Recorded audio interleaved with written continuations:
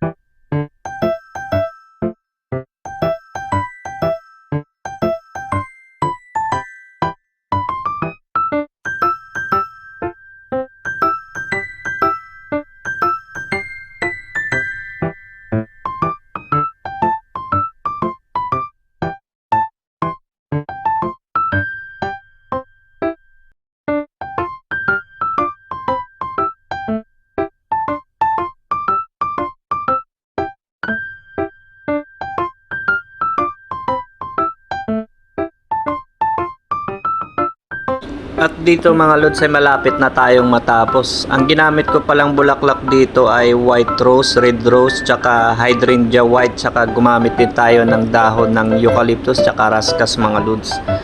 So paki-comment, like, share, and follow na lang mga lods. Thank you for watching.